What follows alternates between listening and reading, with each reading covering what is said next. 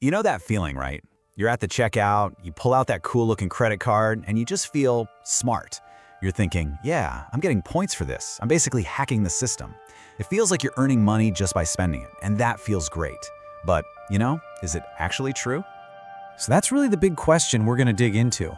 What if that whole feeling of being a financial genius is, well, just an illusion? What if this game that we're all so sure we're winning is actually set up for us to lose from the very start? Okay, let's get into it, because the sheer scale of this is pretty mind-blowing.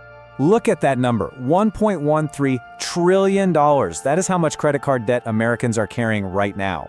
And at the same time, we're all walking around talking about our 2% cash back. Something just doesn't add up here, right? To get what's going on, you have to stop thinking about credit card companies as banks. Yeah, that's a much better way to think about it. They're casinos. They have built this incredible game that's fun to play, feels rewarding, but is always mathematically tilted so that the house wins in the end. And they do it by using this little quirk in our own psychology.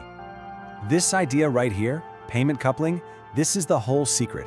Think about it. It's that little pang of pain you feel when you hand a cashier a crisp $100 bill. It feels real. Your brain goes, ouch, that's a loss. Well, credit card companies have spent billions of dollars figuring out how to make that feeling just disappear. And this is what it looks like in our brains. When you pay with cash, there's friction. It hurts a bit. But when you swipe a card, it's totally frictionless. The whole thing is just an abstract number. So instead of that feeling of pain, our brain actually gets a little hit of dopamine. We're not just buying stuff, no, we're earning points. It literally feels like a win, and that feeling makes us do something very predictable. We spend more. A lot more. Studies have shown that because it's so frictionless and gamified, we spend up to 20% more than we would if we were using cash. And this right here, this is the trap in a nutshell. The banks dangle a tiny little 2% reward in front of you because they know it's the perfect psychological bait to get you to spend 20% more. You think you're hacking the system, but you're really just volunteering to overpay for everything in your life. So I know what you're thinking, but wait, I pay my balance off every single month. I never pay interest. And look, that's great. For the tiny percentage of people who are hyper-disciplined and never, ever slip up, you can win a little bit. But for most of us, that's like walking on a tightrope, right next to a massive cliff. And the banks, they're just sitting back, waiting for life to do what it does. And this is the absolute key to the whole thing. The system is not built for your perfect, best-case scenario month. It's built for reality. They know, statistically, that eventually your car will break down. An emergency will pop up. You might lose your job. And the second you're forced to carry a balance, even for 1 month, snap, the trap springs. Let's just run the numbers, okay? The average credit card interest rate is now around 25%. So if you carry a pretty typical $5,000 balance for just 1 year, you will hand over an extra $1,250 to the bank in interest. Suddenly, all those rewards points don't look so good, do they? I mean, just think about that for a second. That $1,250 just vanished into thin air. To get that back with your little 2% reward, how much would you have to spend? How many coffees? How many flights? How many groceries would that even take?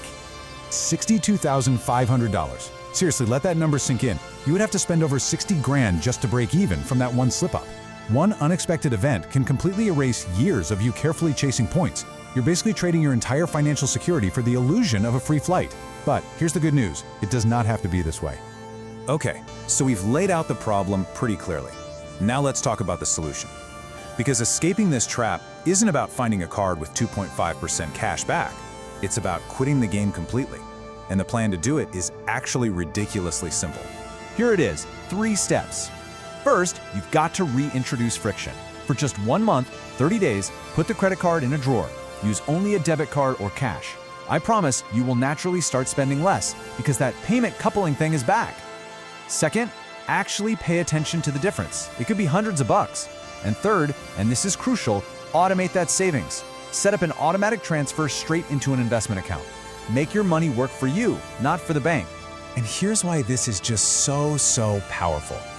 Let's just say you spend $4,000 a month. With your fancy rewards card, you're earning $80 back. Nice. But by switching to cash and just cutting out that mindless, frictionless overspending, you could save $800. You're literally stepping over dollars to pick up pennies. The math isn't even in the same ballpark. So what does that look like over the long haul? Well, if you save just $500 of that $800 difference every single month, and you invested it at a pretty average 8% return, in 30 years, you'd have $750,000. That's not a free flight to Orlando. That is real life-altering wealth. That is actual free. So look, that's what it all comes down to. Every time you chase those points, you're playing their game. You're on their field, using their rules. You're working for them. The 2% trap is designed to keep you running on that hamster wheel forever. But the alternative is to stop chasing points and start chasing net worth, to become the CEO of your own money. And that choice, well, that's all yours.